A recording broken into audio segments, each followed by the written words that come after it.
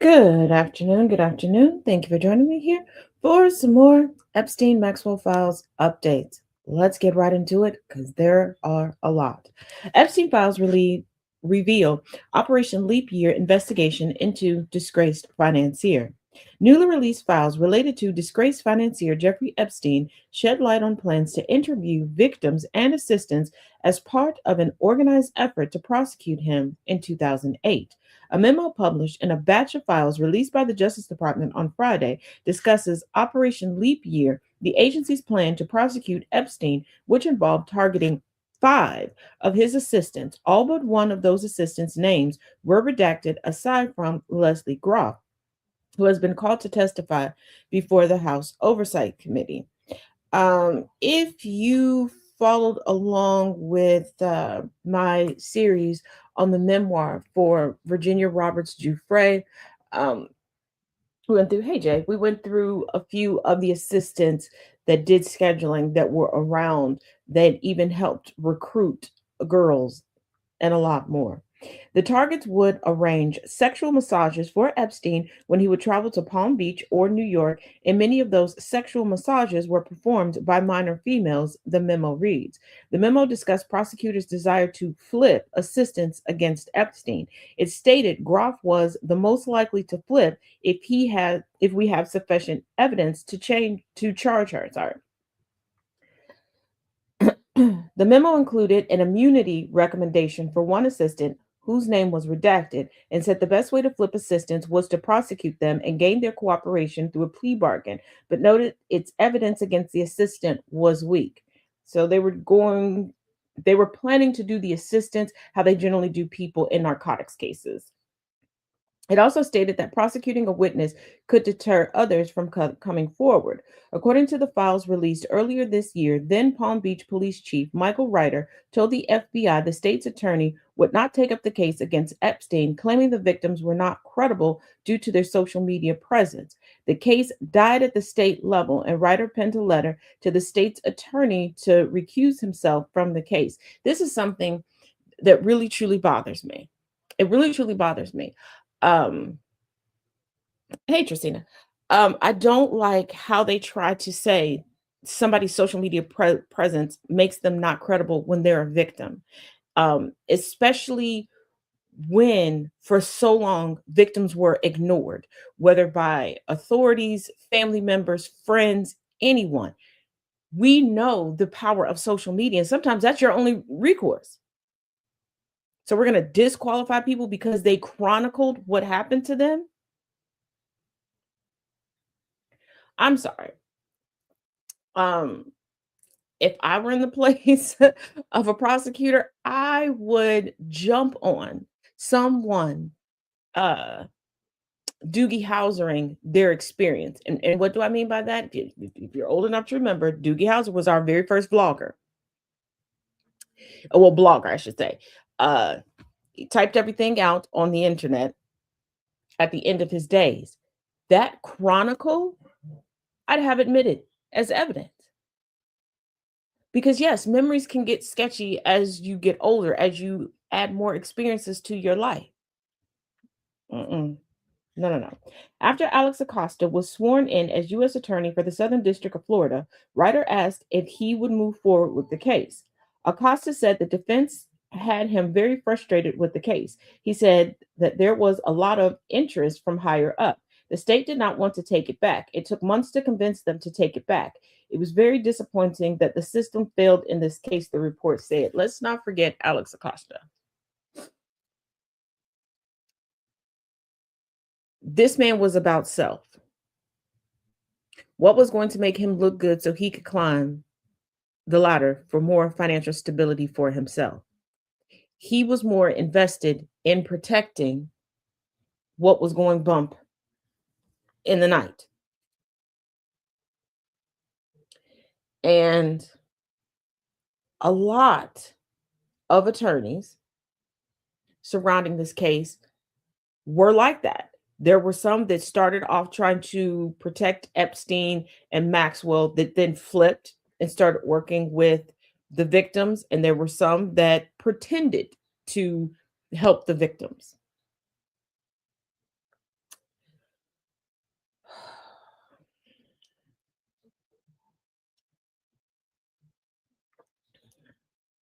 Now, we have spoken about Epstein's Zorro Ranch a few times in these updates. Got another update regarding the ranch. Fears evidence compromised at Epstein's former estate. Fears are growing that evidence linked to Jeffrey Epstein's former New Mexico ranch could be compromised, a key state lawmaker told Newsweek, as delays and construction could risk undermining a reopened criminal investigation.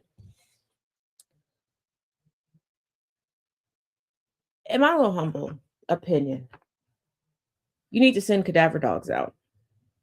You need to start digging up around that place.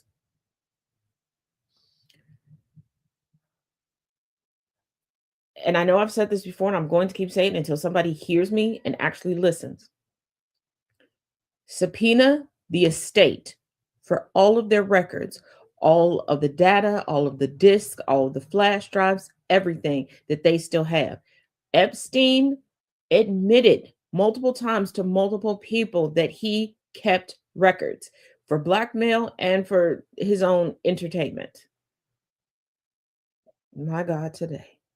Allegations tied to Epstein's former New Mexico estate have lingered for years without a clear public accounting. State officials say determining what evidence still exists and why earlier investigations stalled is critical for survivors and public trust.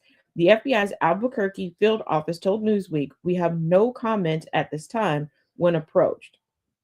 There's been a question that has sat in the back of my mind for quite a while. Why weren't all of his properties seized by the government and held until all prosecutions were completed? Because multiple of his properties have already been sold. The Palm Beach house has been demolished. Going through memoirs, listening to interviews, this man had rooms. I don't necessarily want to classify them as secret rooms, but essentially that's what they were in his residences that different people have spoke about. Everyone did not know about these rooms, but um, Epstein did have a closeness to certain people where he shared certain details to. This is why I say be careful in listening to a lot of the rhetoric, because people are trying to pose it as if you were in the sphere of Epstein, then automatically he was an open book to you. That has not been the case. And all of my digging into this, all of me watching this essentially from the beginning, so to speak, he was not an open book. He was not. He was awkward. He was weird. He was standoffish. Um, but there were a handful of people that he did let know certain things. But even with the people that he let know certain things, he didn't allow them to get close. Like he was very, very astute at keeping people from being able to truly compare notes. And I really wish that Virginia Roberts Giuffre's desire before she passed away to get together the Sisterhood of Survivors, as they started calling themselves, because she had planned to get everybody together for like a little retreat uh type of thing for them. I wish they would have been able to get together in one place physically and help each other heal, but also compare notes, compare strategies, and really put the pieces together. Talking to people and interviewing them individually, yes, completely understand and get that. But after you talk to them individually, I think it's time to get them together, kind of like, I don't know if you've ever been through like a group interview. Talk to them then, because a lot of times when people have gone through the same thing and you put them in the same room, what one person forgot, somebody remembered, and you start to bounce off of one another. But we have to keep in mind just how maniacally diabolical Epstein and Maxwell were. State Representative Andrea Romero told Newsweek that the failure to secure Epstein's sprawling 7,500 plus acre property in 2019 has intensified concerns about whether potential evidence can still be preserved, particularly now that renovation work is underway. How can I say this? Let us not forget the subset of people out there, regardless of their income level,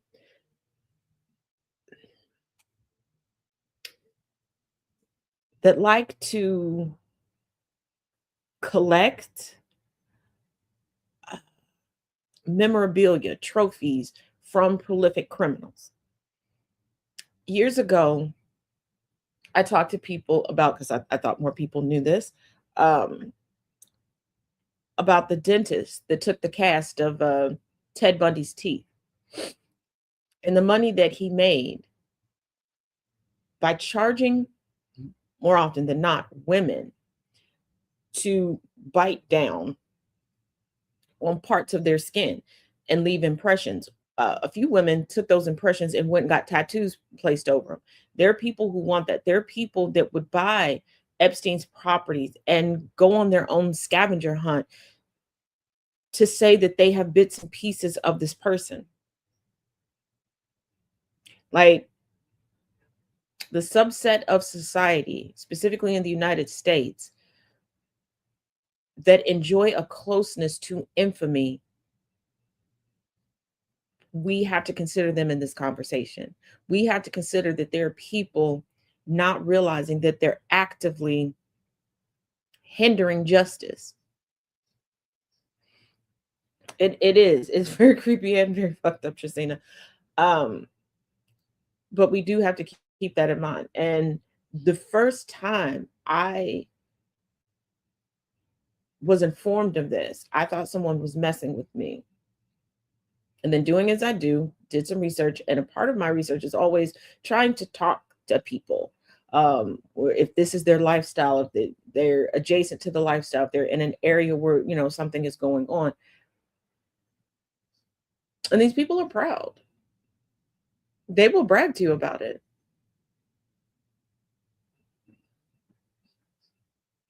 Yeah.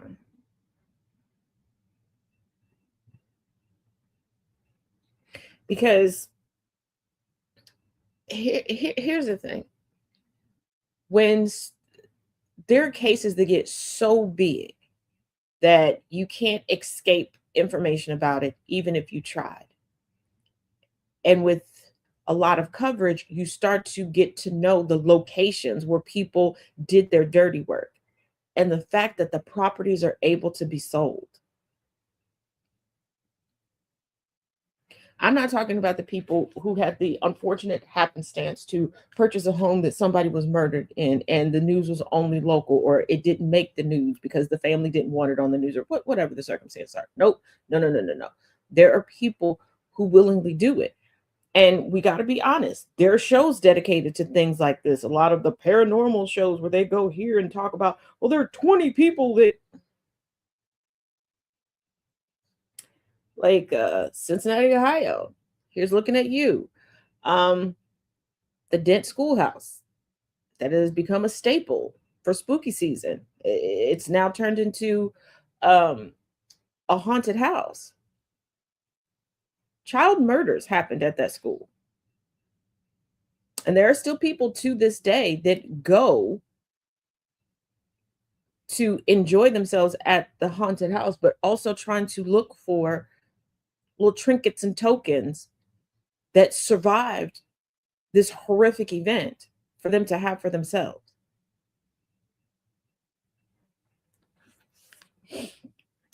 She said the decision to reopen a criminal investigation has now offered a glimmer of hope to survivors who testified years ago and were told nothing more could be done. The estate, formerly known as Zorro Ranch, has since been purchased by Texas businessman and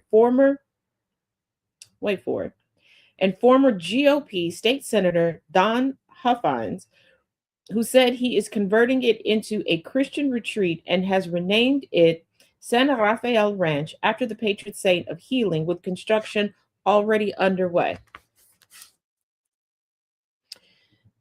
There are things in life that you can rebrand. There are. There are things that you can reclaim. You want to know when you're able to rebrand and reclaim these things? When you were the one affected by it. When you were the one affected by it.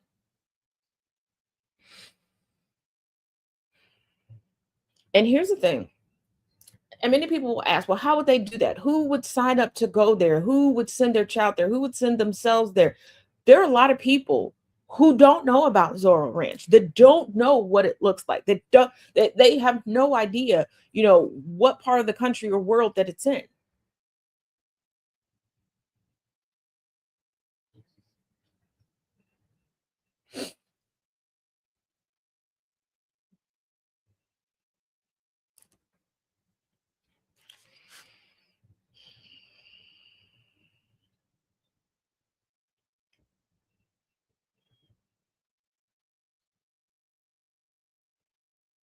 It kind of reminds me when a handful around the country of, I guess you would say, more localized asylums were rebrandished and refurbished into orphanages.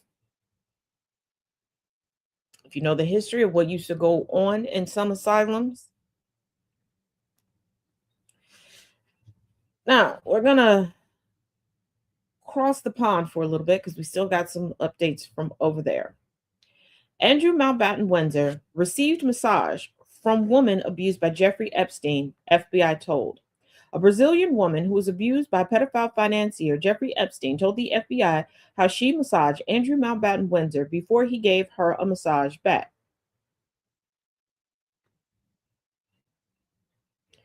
It was revealed in an FBI document released as part of the U.S. Department of Justice's document dump related to Epstein that the woman went to Epstein's home in New York and Andrew was in the kitchen. Real quick, everybody keeps talking about Trump being Epstein's bestie. I feel like Trump and Epstein being besties was a Lenny George situation. I don't know if you've ever experienced this, but I have, where somebody has called you a friend, called you a bestie, and you're like, yeah, we know each other. We're cordial, we're friendly, but we're not, like, you haven't shared anything close with them. You know, um, like going back to the Frankfort, Kentucky Chronicles. I think I've told y'all about this gentleman quite a few times. It's the family that turned into a social experiment for me. But this man could meet somebody once or twice and would talk to you about this person as if they had been friends for 20, 30 years. It took a couple conversations and meeting some of these people for me to piece that together.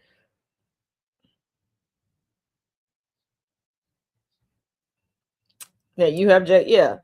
And because the more we're finding out about Jeffrey Epstein, Andrew Windsor, Mountbatten Windsor, and Sarah Ferguson, they seem to be the besties here. Like, everybody wants to know what Trump knows, what Trump knows, what Trump knows. Cool. We know Trump lives in his own reality. Trump definitely believes his own lies. And no, I'm not making excuses. I'm not making excuses for Trump. But do I think that we could ever get the truth out of Trump? No. And do I think that it's because he would be actively lying? I think that at this point, he doesn't believe that he's lying. I think every interaction that he's played a narrative in his head, and that's what he holds on to. And here in a minute, the reason why I made this assessment, it'll start to be more clear because I've got more information regarding Mountbatten Windsor and his lot. Okay. Before we had a little bit of a bleeding heart. I'm not gonna say we. I had a little bit of a bleeding heart for his daughters, but there's new revelations, and baby, as always, I tell y'all in full disclosure. If I'm wrong, I'm gonna tell y'all that I'm wrong. And I'm going to say I jumped the gun regarding the princesses. I jumped the gun regarding the princesses.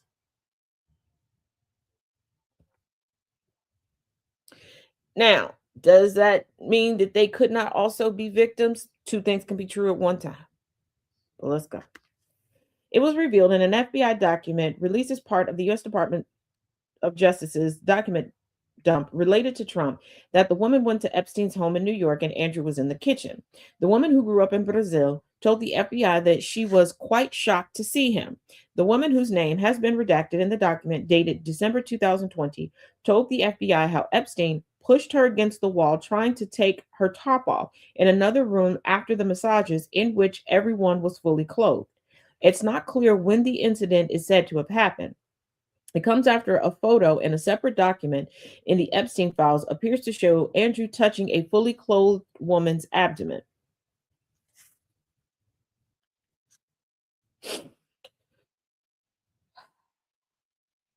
Here's the thing. Say what you want about Bill Clinton, his philandering, his choices, all of the above. Say what you want about Bill and Hillary's relationship. I could tell you one thing. They were like, hey, there's no context behind any of the things that you're saying about us. There's no context about the instances of Bill being in these files, which is a conglomerate of a variety of documents and document types. But Bill was willing to come in and say, hey, I'll add the context. I'll tell you about the pictures.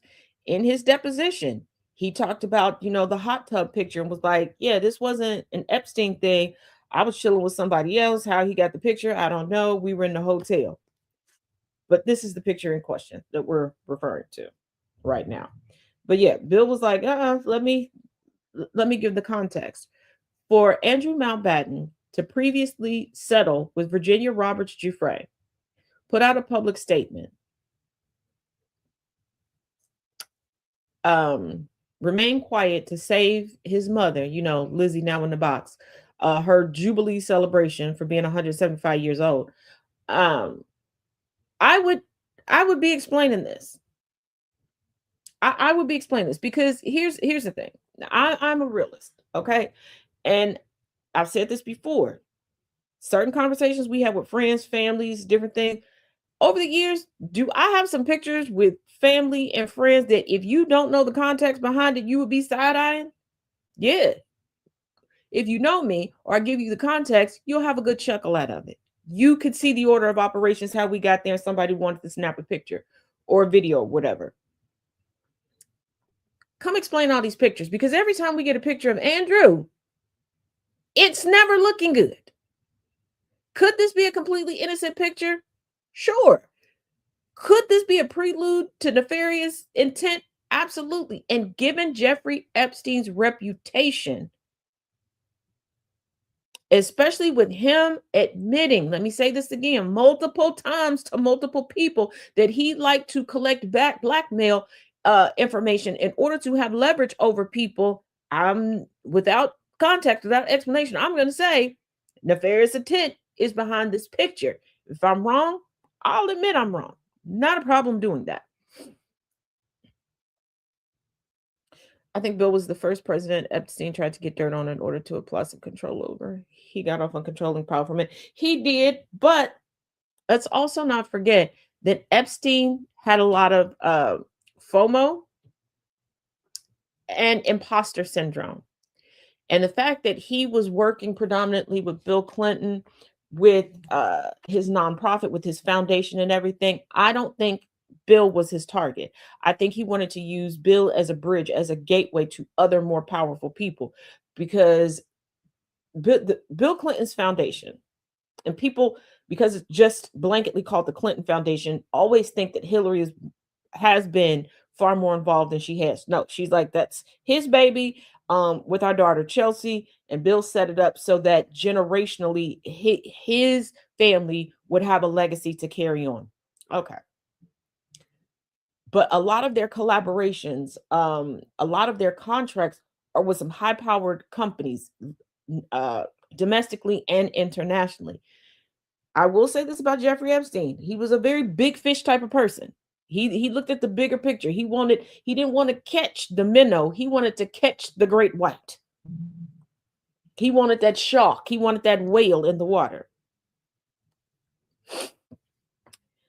The woman told the FBI in the document how she first met Epstein and described being abused by him. She went on to describe going to Epstein's home in New York and how, after massaging the former Duke's back, he massaged her back, shoulders, waist, and hands.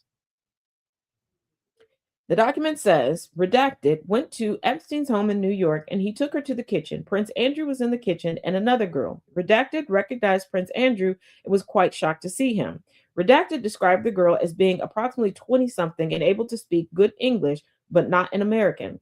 Epstein told his Prince Andrew that Redacted was good at massages. And a lot of these, they're women now, but girls, I'm going to refer to them as they were at the time. A lot of these girls have referred to Andrew as Epstein's Prince Andrew or Epstein's Prince. And he got some humpback and blue whales. You ain't never lied. Epstein asked Redacted to massage Prince Andrew's shoulders and back. Redacted started massaging Prince Andrew's back. Epstein left the room and came back to the room with a camera. Prince Andrew told Redacted it was her turn to be massaged. Prince Andrew massaged Redacted back, shoulders, waist, and hands. The document adds everyone had clothes on during the massages. Redacted just wanted to leave. Epstein then told Redacted to come with him, and he took her to a different room from the room where Prince Andrew and the girl was in. Epstein then pushed her against the wall, trying to take her top off. Epstein told Redacted he wanted to take a picture of her. Redacted told him he could take a picture, but she would not let him take her top off. Epstein asked Redacted about her marriage and told her she could do well in London. Epstein told her that marriage could be boring and they could do things together. I also want to make it clear. And once again, if you followed along when we went over the memoir of Virginia Roberts Giuffre, Andrew Mountbatten Windsor prided himself on being able to guess the ages of the girls because seemingly the vast majority of girls he was introduced to by Epstein were in the same age range as his daughters. His words, not mine. I want to put that out there. I don't want people to forget that. And the fact that, see, I want the whole lot perp walked and not a Rudy Giuliani perp walk. I want a perp walk where the conviction sticks. I want perp walks. I want trials. I want convictions. I want sentencing. I want zero plea deals.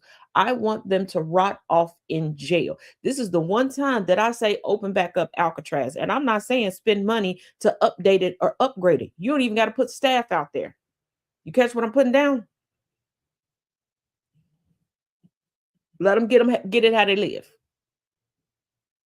Let them live with that fear. But Andrew Mountbatten Windsor was involved with multiple levels of criminal activity when it comes to Epstein, per the documentation that we have seen thus far. Like, I really, really, really don't pull another Ghislaine Maxwell trial. And what do I mean by that? Don't just charge them on one thing. Have a trial for their sexual deviancy. Have a trial for the financial abuse. Have a trial for their identity theft. Have a trial for the drug trafficking. Make true examples out of them. Hold them accountable for every last one of their trials. Do not stop at, oh, well, we got this conviction and we're going to let it go. No, that's part of the reason why Ghislaine Maxwell still got a battery in her back right now. Yeah, the pattern of these men obsessing over their daughters. And here's the thing. They're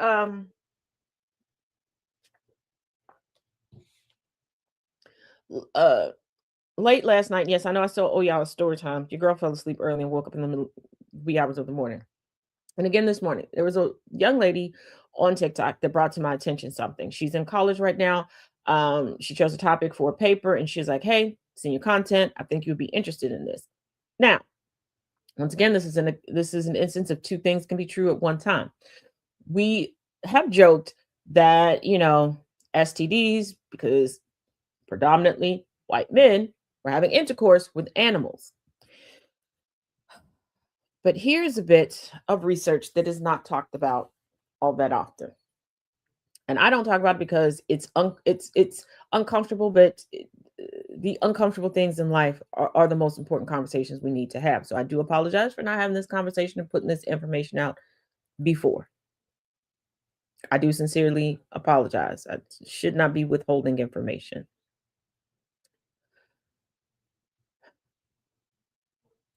A lot of the STIs and STDs that we know now, because of incest, forced incest, predominantly from middle to upper middle class white men.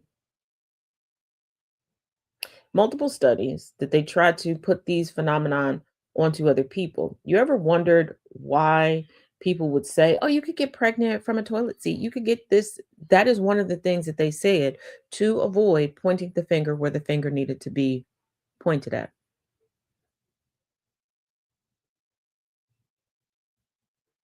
Now, on another day, we can go more into detail with this.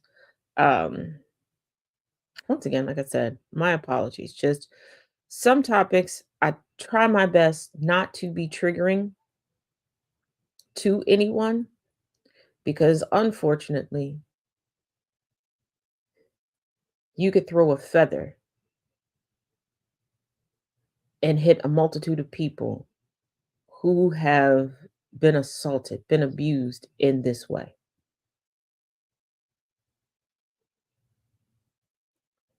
But up until the 1940s, specifically, there was such a high instance of little girls being the ones most likely to be walking around with an STD or an STI.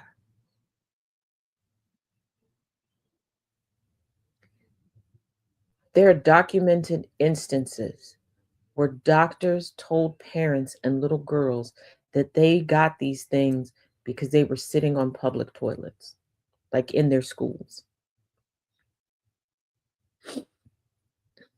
Yes, Tracina, also the corpse thing. So, once again, my apologies for not putting forth this information. Some people already know, some people do not. But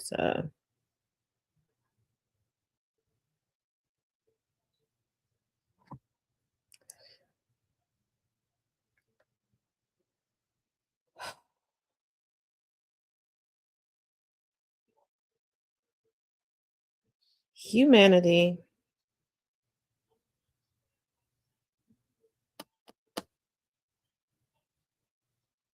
humanity is the rarest, precious gem that we have.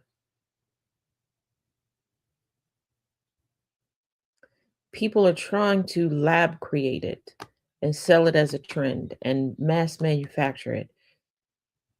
But we're to a point that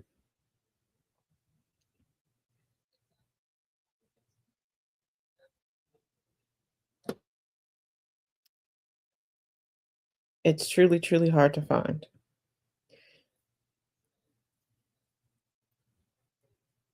It truly is.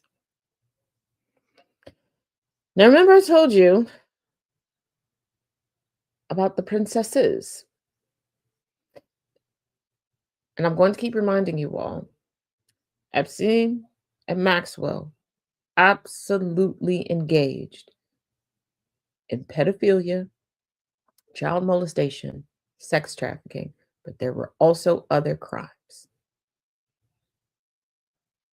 Take a look at this. There has been an abundance of reports in the past week about the royal fate of Princesses Beatrice and Eugenie. This is all happening in the wake, of course, of their father, the former Prince Andrew's arrest, but also in the wake of the Epstein files, where we found Beatrice and Eugenie named alongside their mother, Sarah Ferguson, who often asked Jeffrey Epstein for favors. And some of those communications also put Beatrice and Eugenie in the same social settings as Epstein. He even thought of them as financial instruments for investments. Things are now coming together that suggest these two may not have their hands as clean as they would like us to think in all of this. There are assumptions being made about their financial situation and the fact that they probably learned from their parents when it comes to business dealings and who is acceptable company in the mission to advance yourself in society, shall we say.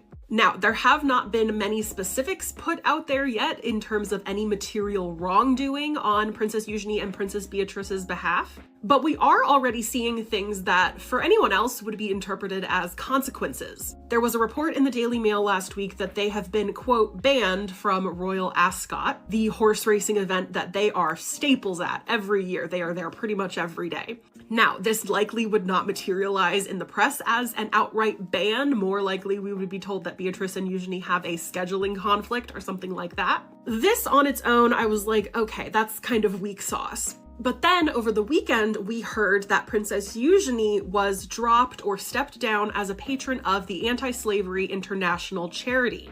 Now, this is different than her organization, the Anti-Slavery Collective. That organization is also apparently in hot water. It is currently under scrutiny by the British Charity Commission for allegedly spending more on salaries than on official activities, charitable activities. So that's not great. I also question now why Eugenie needed to found her own anti-slavery collective when she was already the patron of Anti-Slavery International. Does this potentially tie back to financial dealings and wanting to control the cash flow here?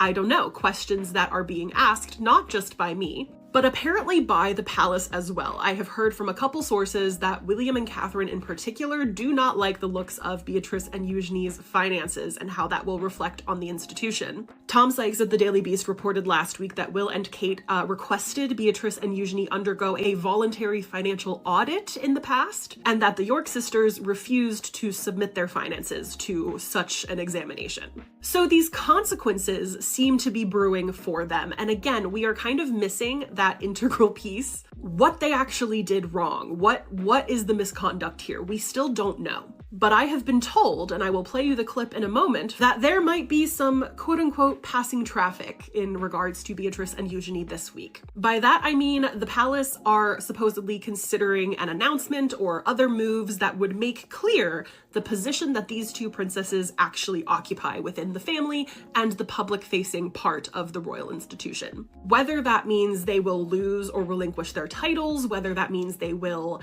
stop doing any charitable activities that could be connected to the royals, we have yet to find out. That tip came from Andrew Lowney, who is the author of Entitled, a book all about the rise and fall of the House of York, which he told me and Meredith Constant in an interview today is currently being basically cauterized off of the main branch of the royal family. Each day brings fresh scandal, really, and shows the extent of the tentacles of Epstein's empire and how tightly they were around people like Prince Andrew. Princess Beatrice and Eugenie, well, I think that's a very interesting area. They are deeply involved with what their parents were up to. The parents basically passed on the business to the children. We'll see some interesting revelations really in the next few days. New statements from Buckingham Palace about the fate of Beatrice and Eugenie. So I give you that heads up. And I think the feeling is that they, in order to protect the king, they need to contain this problem, and they're trying to blame the Yorks for everything. Though, of course, the king and others knew about Andrew's problem. They didn't really deal with it. They actually suppressed this and tried to prevent the press from covering it. And I think that's going to prove to be very embarrassing to the king. This is a stark contrast from the way that Beatrice and Eugenie were basically welcomed back into the fold after Andrew was stripped of his titles in November. Beatrice was made deputy patron of Outward Bound, along with Prince Edward, who is the royal patron of the organization, days after Andrew's titles were stripped. And then, of course, the two appeared at Sandringham for Christmas, and this was widely interpreted as a sign that the institution was standing by them. The wider family understood that they were not responsible for their parents' alleged misconduct. And I just wonder, how did we get here? What has changed?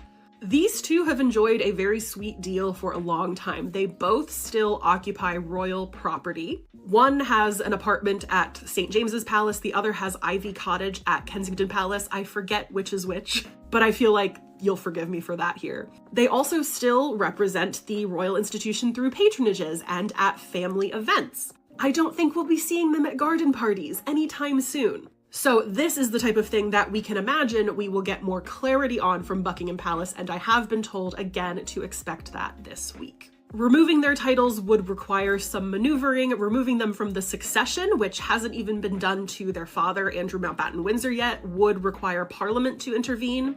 And it seems that even separate royal households, and by that I mean William and Charles, they can't even agree on what the best path forward here is. They can show up in lockstep at events like this, Commonwealth Day today, but when it comes to how to deal with people like the Yorks, they are very much in different minds. Obviously, the sisters are not responsible for the actions of their parents, but it seems that we are missing some information here on things they might have gotten involved in themselves as adults. Crucially, in the mid-2000s, when they are connected to Epstein, they were at least 19 and 20 years old. So again, this is not a case of being victimized. This is a case of growing up in an environment where shady financial dealings and connections is not only okay, but encouraged as a way to get ahead. And as adults, you do have the agency to extricate yourself from that way of living. That's my take here anyway. That's how it appears to me. Let me know your thoughts in the comments. Again, remember there are kind of two conversations being had here. Are Beatrice and Eugenie too tarnished by their family connections to appear at royal events? And do we think it likely that they have been involved in shady things themselves that will also preclude them from attending in the future?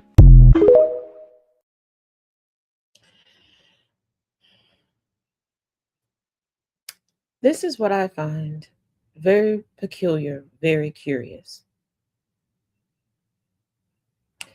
There's been no public statements.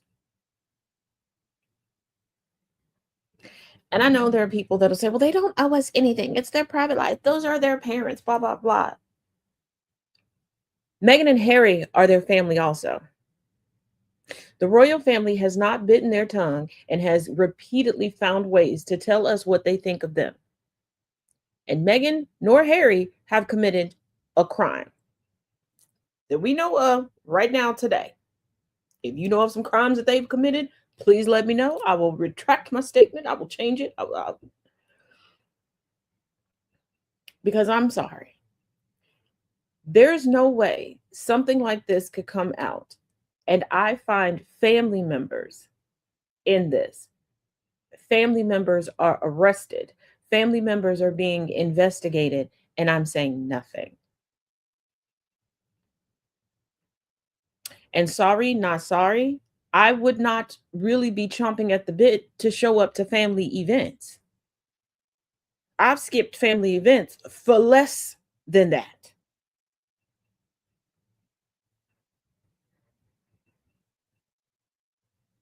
I had a family member that I felt went too far in popping off on some folks publicly because they wouldn't capitulate to some fuck shit. And I didn't show up for some things. And once again, I'm going to keep reminding people, just like I told y'all, this is a case that is international. This goes beyond the sex trafficking. I'm not trying to diminish that part. I'm trying to get you to walk and chew gum at the same time. Everybody that potentially committed a crime regarding being involved with Epstein and or Maxwell, there are other crimes they could have committed. And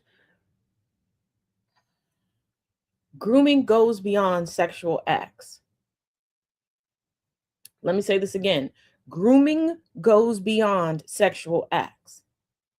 There are a lot of things that people on this planet think are okay because they learned from their family, from family friends. How many times have you yourself or you heard somebody else say, I was today years old when I realized everybody didn't do this? Or things that people are like, oh, I didn't realize that was a crime, or I didn't realize this didn't affect things.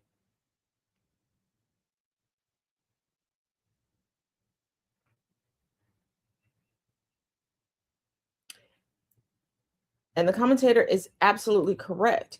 You can be taught a lot of things by your parents because there's a point in time that we don't know anything outside of our parents, outside of our households, outside of our family.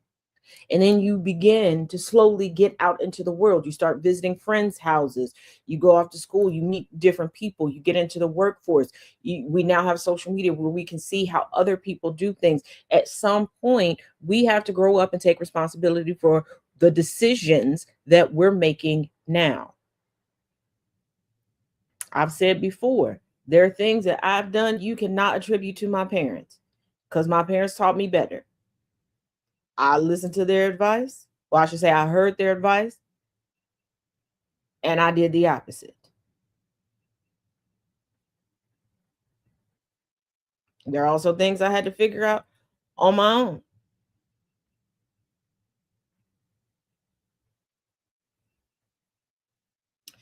Now, let's discuss the big, huge, flaming hot elephant in the room, the latest bombshell, if you will, that has come out regarding this case.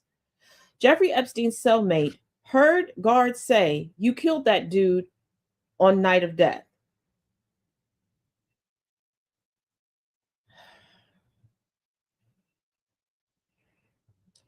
An inmate house at the hold on, before we get into this, let me remind y'all what I said months ago. What I said months ago, during that period of time where people were trying to have a bleeding heart for Ghislaine Maxwell, that these conspiracy theories, these online narratives will get back to people because folks sit on the internet. Folks have people sitting on the internet to get back to them. Okay. And that has nothing to do with money. There's a broke bitch right now. They got 3 friends scrolling the internet to see who done said what, who can give her an excuse, give him an excuse, whatever. But I told y'all people are going to want to cash in on this case.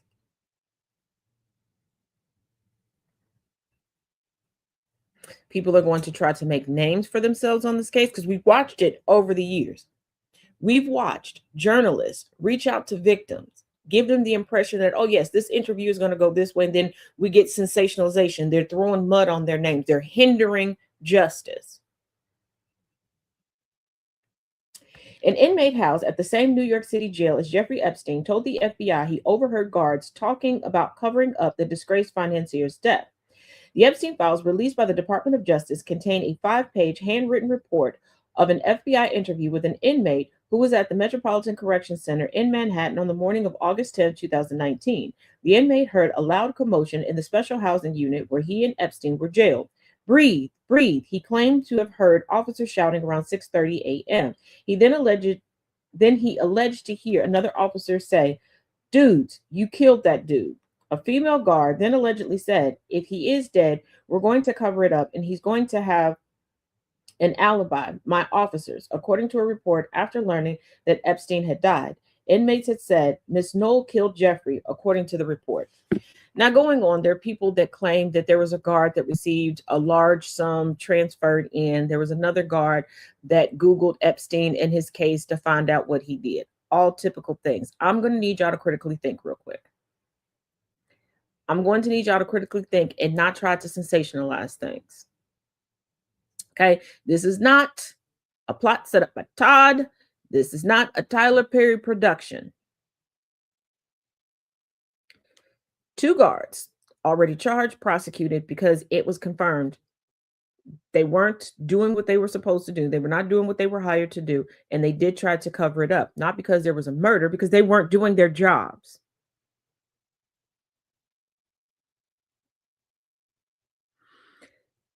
And if you're not doing your job and somebody dies on your watch when your job is literally to watch, what do you think you would utter? Because I want you to think. You ever got into an argument with somebody? And you're like, "Oh, I should kill you, or I'm going to kill you." And say in a couple days, they do drop dead. Does that mean we come back and arrest you? Like y'all are stretching it and the media is stretching it also. And hello, all of the it's a distraction, it's a distraction, it's a distraction. People, where are you? Because here's your distraction. Because instead of talking about the victims, instead of talking about who to haul in next, instead of talking about who to start prosecuting, what is everybody talking about right now? See, I told you, they killed him. They killed him. What did it stop? What did Jeffrey Epstein's death stop?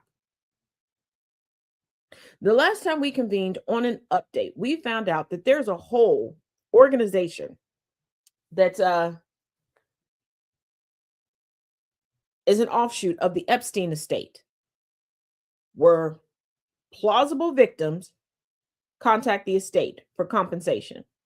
They investigate and verify if they could have been a victim or not and determine who gets paid and who doesn't. There's your admission of guilt. The fact that they can verify who was a victim or not. This is why I say subpoena those records.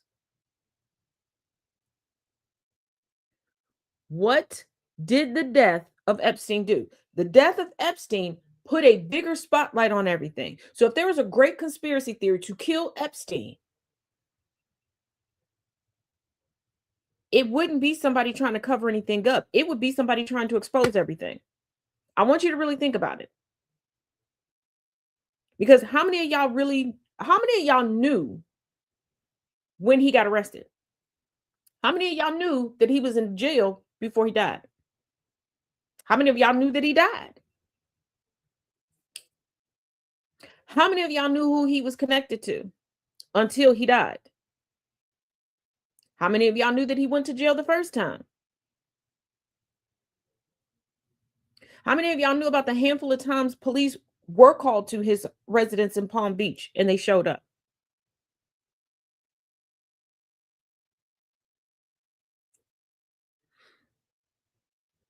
Him being alive would have been the cover up. If they wanted to cover things up, they would have let him escape to some place that would have refused to extradite him. If it was a cover up, he would be a resident of Israel right now. And why do I say that? You ever took the time to Google how many pedophiles run away to Israel?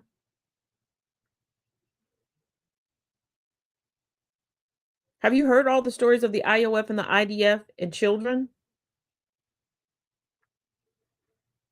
So I want y'all to think. Everybody is trying to have all these hot takes and everything else regarding this. So you telling me these folks that have all this inside information, they want to tell it. We don't have a face, no case. We don't have a name.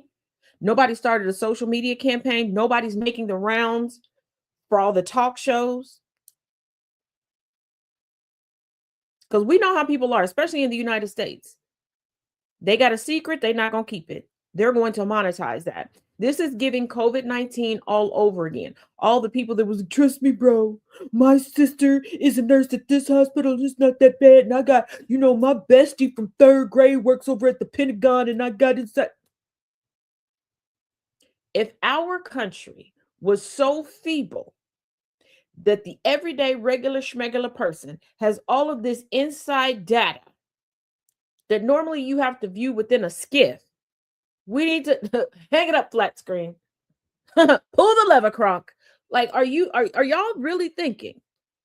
Because I'm going to say this again. What stopped when Jeffrey Epstein died?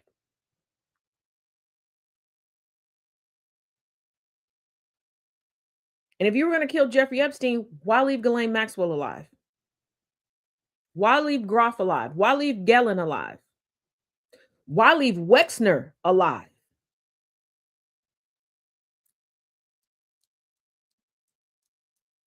Woody Allen had a standing weekly engagement with Epstein. Why is he still alive?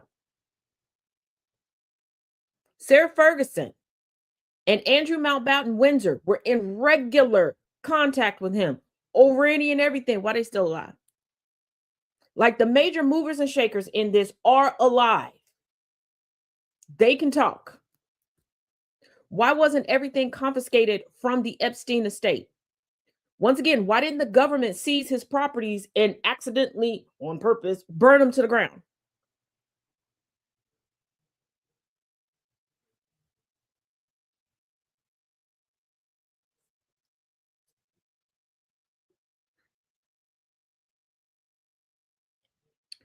Why do the Epstein files still exist?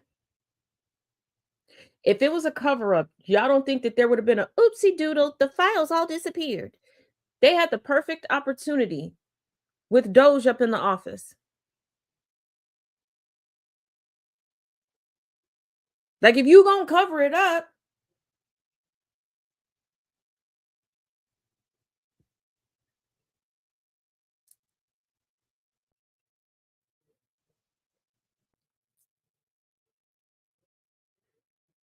like, this is why I say I miss the old conspiracy theorist. I miss the old conspiracy theorist. Right. They're leaving all the, not even breadcrumbs, they leaving whole loaves of bread. They leaving a whole bakery aisle of bread. Like, I do not know. Actually, I do know why people are so insistent on believing that Jeffrey Epstein was murdered. Even those that say that they're outwardly disgusted by what he did, above all, he is still a white man. He is still a white man, and indoctrinated into far too many people is protect the white man, protect the white man. So we got to give him an excuse, a reason. One of his victims even postulated that maybe he was abused as a child and this is why he was doing it, even in the midst of abuse. That lack of deconstruction still has you doing it. It's like, no, it's got to be everybody else's fault. Like, nobody wants to admit that this man was just a damn coward.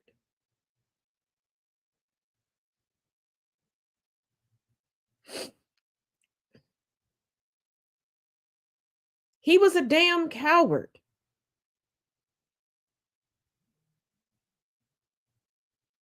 And they want to keep harping on, and like I said, I'm not diminishing the sexual abuse or the sexual trafficking.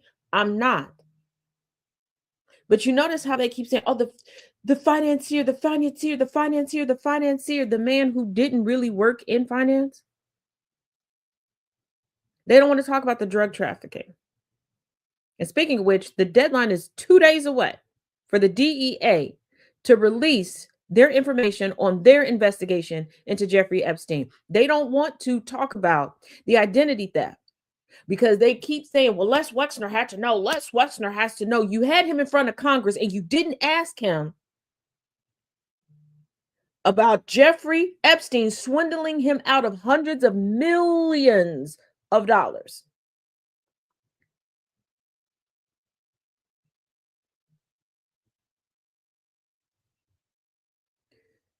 The biggest cover up, should there be a cover up, is that it would be revealed how many of these people have convinced you that wealth equals money. I mean, that wealth equals education, intelligence, and that these people really got it out the mud or made a name for themselves, or they were just, just had such a brilliant idea. Instead of, a lot of these people made their money from being a common everyday drug dealer or stealing money from people who come from long ass old money. I need y'all to think. People don't care. People have bounced back from sex scandals since the United States has been the United States. Okay. Even before it was the United States. Let's be real. What do they try to hold on to more than anything? You believing that they're wealthy. You believing that they are the reason why they're wealthy.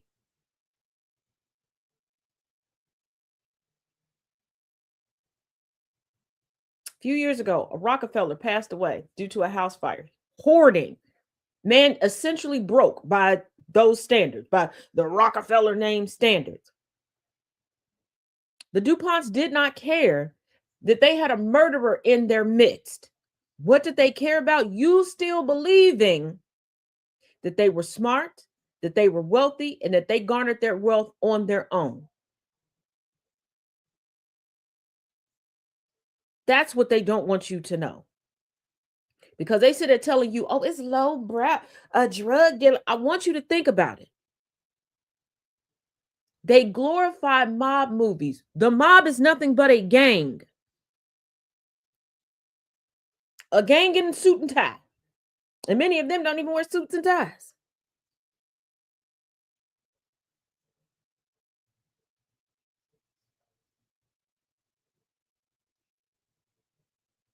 They don't want you to know that basically everybody in this country is making money and sustaining themselves the same damn way.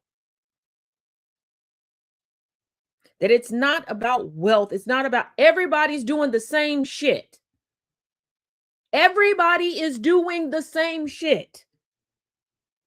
And I'm so tired of people going, well, the rich and powerful are some creepy people. If only the rich and powerful were creepy people, why does everybody have a story about a creepy uncle, a creepy neighbor, a creepy dude at the church, at the synagogue, at the mosque that is known to touch kids that everybody is protecting? Why does everybody know a scamming ass cousin or auntie?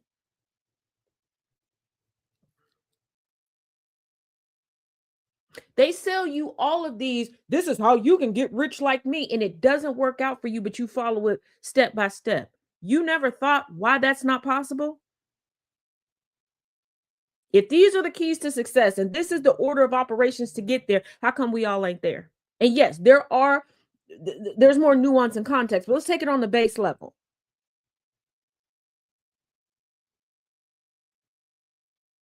And generally speaking, there's outliers to everything. We're not talking about the outliers. Like right now, I believe it's on Netflix, documentary out about Dr. Phil. In record time, this man was able to garner a PhD. He peddled in human suffering to get ahead. He grifted everybody and continues to grift everybody. Every time someone rich and powerful, when you find out their real origin story, I keep telling y'all, the English language is a peculiar thing because the language changes according to whose face it's attached to. We've rebranded lies as misinformation and disinformation. But what do you expect? We had previously rebranded receiving stolen property as manifest destiny.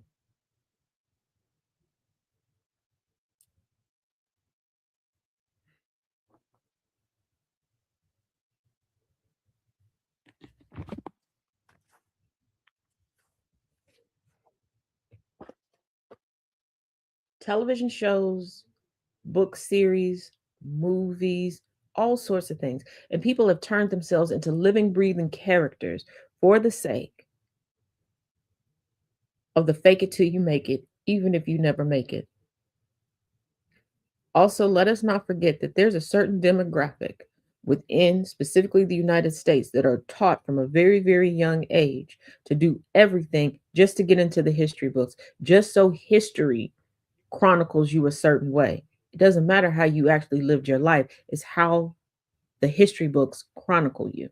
This is why it wasn't until the global George Floyd protest that many of people in the UK did not know that a lot of the monuments and establishments there that they had grown to love and admire and respect were off the back of the transatlantic slave trade.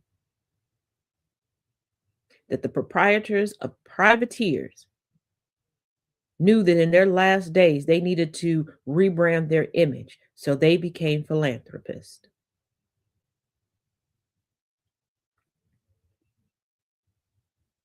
And I'm going to leave you with this today. Just because somebody attaches themselves to a cause doesn't mean that they're on the side of the victim. There were abolitionists that were still anti-Black. Let that sink in. As always, thank you for joining me here. Hopefully we'll see you again about an hour and a half, 3:30 Eastern, 2:30 Central for the Taz Effect. I promise I will get you all the story time today.